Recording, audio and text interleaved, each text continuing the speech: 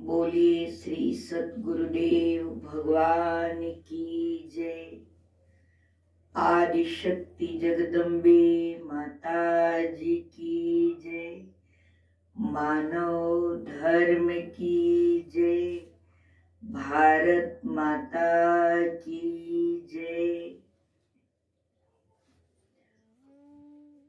हमारे भारतवर्ष में चैत्र रामनवमी का बहुत बड़ा महत्व है।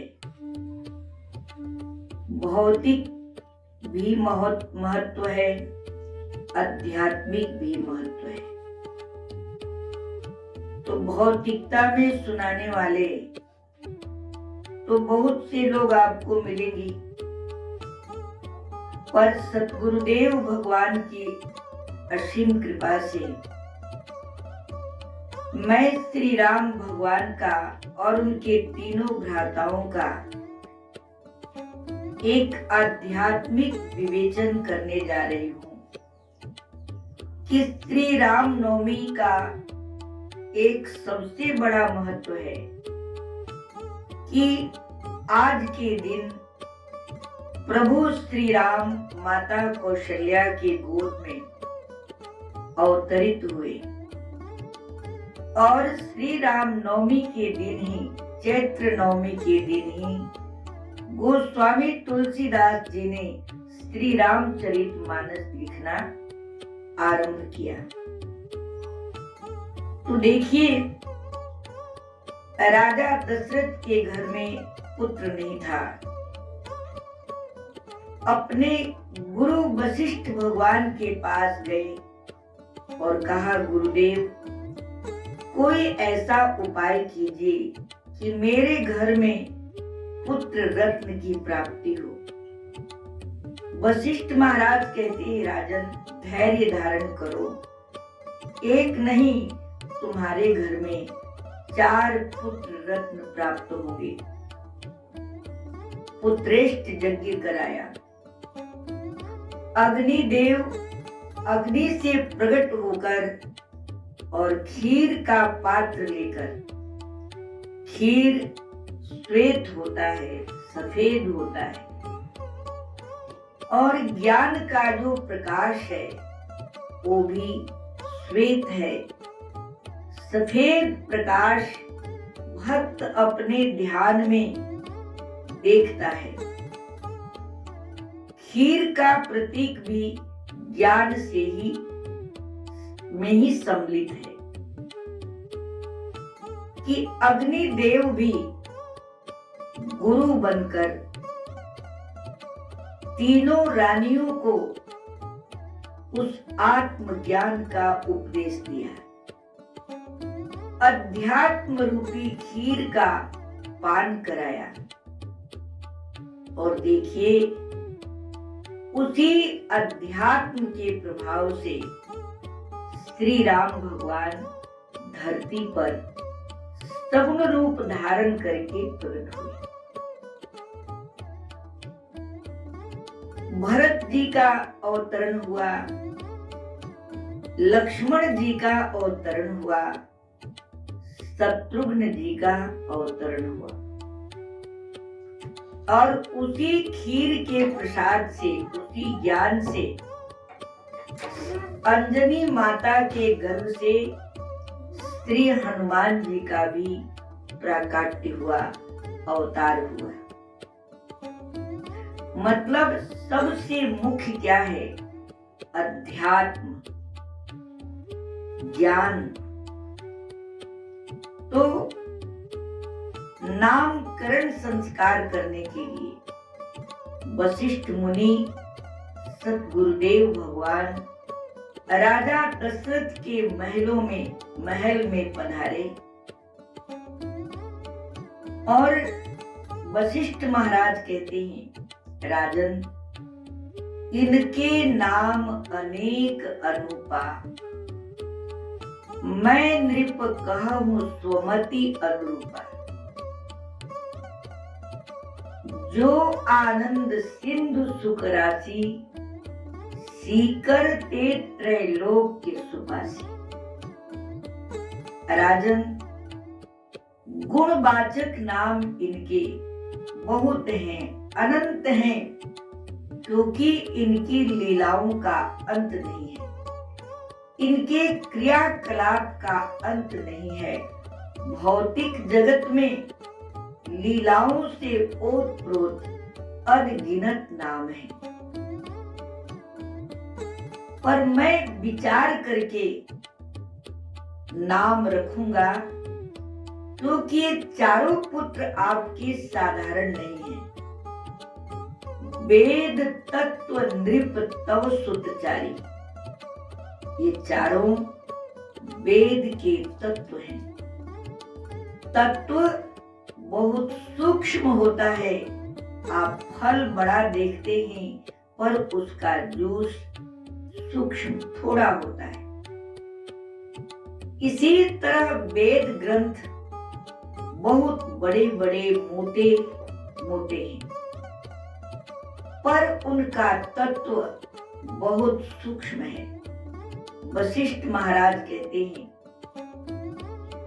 जो आनंद सिंधु सुख राशि, जो आनंद के सागर हैं, सुखों के भंडार हैं, जिनके संकल्प मात्र से इस विश्व का भरण पोषण कल्याण होता है, सबका उद्धार होता है। मैं इनका नाम राम रखता हूं। जो राम है वही भरत है। राम ऋग्वेद के तत्व हैं। ऋग का मतलब ऋचा, जो ईश्वर का नाम गुप्त है, सर्वव्यापक है, भाषा और वाणी का विषय नहीं है। वो प्रभु का नाम, वो तत्व ऋग्वेद का है। श्री राम जी का अवतरण नाम की शक्ति से नाम का ज्ञान देने के लिए, अध्यात्म का बोध कराने के लिए श्री राम जी का अवतार हुआ। दूसरे पुत्र का नाम वशिष्ठ महाराज ने भरत रखा। विश्व भरण पोषण कर जोई, ताकर नाम भरत अस होई।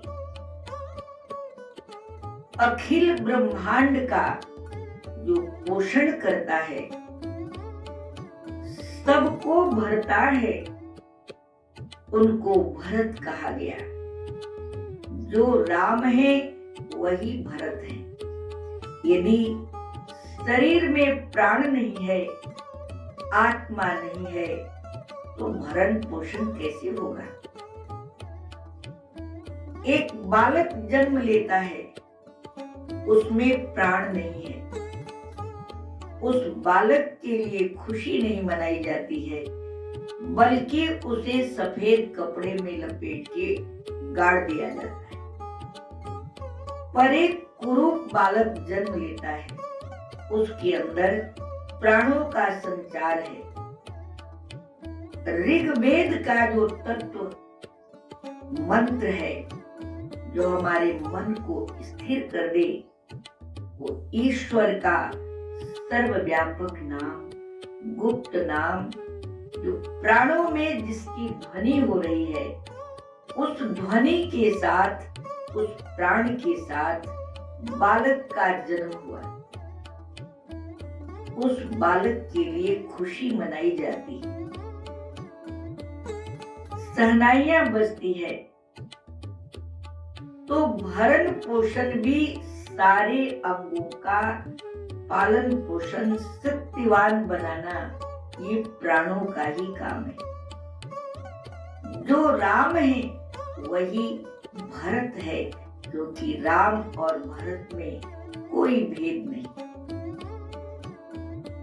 तीसरे पुत्र जो सबसे छोटे हैं, शत्रुघ्न ने, उनका नाम रखा जाके सुमिरन तेरी पुनासा, नाम शत्रुघ्न वेद प्रकाश। जो राम है वही भरत है। और वही शत्रुघ्न है, जिसके सुमिरन करने से शरीर का सुमिरन नहीं होता। सुमिरन तो अध्यात्म शक्ति का ही होता है, उस ध्वनि का ही सुमिरन होता है जो प्राणों में व्यापक है। उसके नाम सुमिरन मात्र से हमारे अंदर जो शत्रु हैं, बाहर के शत्रु को आप बंदूक की गोली से, बम से, अस्त्र शस्त्र से उनको उड़ा सकते हैं, नष्ट कर सकते हैं। लेकिन अपने अंदर जो शत्रु हैं, काम, क्रोध, मद, मोह, अहंकार, ये शत्रु कैसे दूर होंगे? ये कैसे शक्तिहीन हो जाएंगे? जाके सुमिरन तेरी पुनाश, वो सुमिरन जो राम है, जो प्राण है, उसके सुमिरन मात्र से ही शत्रुओं का, उनकी शक्ति समाप्त हो जाती है, उनकी चंचलता समाप्त हो जाती है। ये सारे शत्रुओं की उत्पत्ति मन की चंचलता के कारण ही होती है। इसलिए सुमिरन से मन वश में होता है। जब मन वश में हो गया, जब मन शक्तिहीन हो गया माया की तरफ से, ये मन में विकार उत्पन्न नहीं होते। जैसे आंधी चलती है, चलायमान हवा वायु वो अपने साथ दुर्गंध, सुगंध, धूल, मिट्टी, कंकड़, पत्ते ये सब को उड़ा कर ले चलता है। पर जब वही वायु शांत हो जाता है तो सारे दुर्गंध, सुगंध, धूल, माटी सब नीचे झड़ जाते हैं। वायु सब बिल्कुल प्योर बन जाती है। इसी तरह मन की गति है। यदि मन चलायमान है, बहिर्मुखी है, तो मन दुनिया भर के संस्कारों को अपने साथ ढोता रहता है। पाप, पुण्य, अवगुण, मान, बड़ाई, ये सभी दुर्गुण हैं, इनको ढोता रहता है। पर जब मन शांत हो जाता है, कैसे शांत होगा? जिसके सुमिरन तेरु पुनाश, जिस नाम का सुमिरन करने से ये सारे रिपु मन शांत हो जाता है और ये सारे जो हमारे शत्रु हैं ये भी शक्तिहीन हो जाते हैं। देखिए, विश्व चौथे पुत्र का नाम लक्षण धाम राम प्रिय, सकल जगत आधार, गुरु वशिष्ठ तेहि राखा, लक्ष्मण नाम उदार। देखिए, जो प्राणों का आधार है, जो जीवन का आधार है, वही राम ही लक्ष्मण है। जिनका लक्ष्य अचूक है, जो पूरी अखंड ब्रह्मांड को, इस धरती माता को अपने सिर पर धारण किए हुए, जिनको शेष कहते। शेष का मतलब जो लास्ट में बच जाता है उसे शेष कहते। तो क्या बचता है? जो पहले था, शब्द ही धरती, शब्द आकाश, शब्द ही शब्द भयो प्रकाश, सगले सृष्टि शब्द के पाछे, नानक शब्द घटा घट आछे। पहले भी शब्द था, सत्य था, अब भी सत्य है और आगे भी रहेगा। आदि सच, जुगादि सच, है भी सच, नानक होसी भी सच।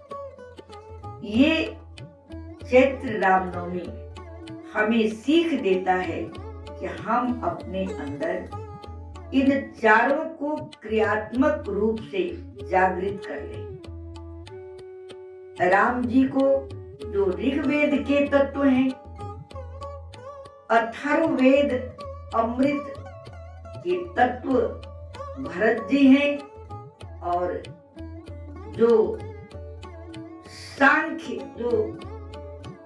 सामवेद के तत्व हैं वही शत्रुघ्न जी हैं, और जो यजुर्वेद के तत्व हैं वही लक्ष्मण जी हैं।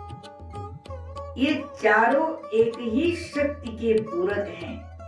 इसलिए हमारे संतों ने कहा कि अध्यात्मवादी बनो। ऐसी भी आप देखिए, श्री राम जी के रोम रोम में मर्यादा भरी हुई है। वो मर्यादा पुरुषोत्तम कहे गए हैं। पुत्र कैसा होना चाहिए? प्रात काल उठ के रघुनाथा, गुरु पितु मातु नवावही माता। गुरु सबसे ऊंचा स्थान आचार्य का दिया गया। उनको माँ भी कहते हैं, आचार्य को, सतगुरु को उनको पिता भी कहते हैं। वो हमारी आत्मा की माँ है, आत्मा के पिता है। तो सज्जनों, प्रभु श्री राम प्रातः काल उठकर पहले अपने गुरु के चरणों में मत्था टेक के प्रणाम करते थे। ये मत्था टेकने में भी बड़ा भारी विज्ञान छुपा हुआ है, अध्यात्म छुपा हुआ है। फिर अपनी माता को प्रणाम करते थे, अपने पिता को प्रणाम करते थे, अपने से बड़ों को सम्मानित करते थे। पर आज घर घर में श्री रामचरितमानस होने पर भी हम अपने माता पिता, अपने से बड़ों का सम्मान करना भूल गए। आज की संतान ये वैज्ञानिक युग में केवल आदमी मोबाइल को ही सब कुछ मान लिया। प्यारे भाइयों बहनों, हमें इस रामनवमी से मर्यादा सीखना चाहिए। पर मर्यादित वही होता है जो आत्मज्ञानी होता है। तो इस चैत्र रामनवमी का जो शक्ति का प्रतीक है, जो राम है वही शक्ति है। इसलिए इस चैत्र रामनवमी में हमें सीख लेनी है कि हम अपने से बड़ों का सम्मान करें, अध्यात्मवादी बने, और इसके लिए सच्चा गुरु चाहिए।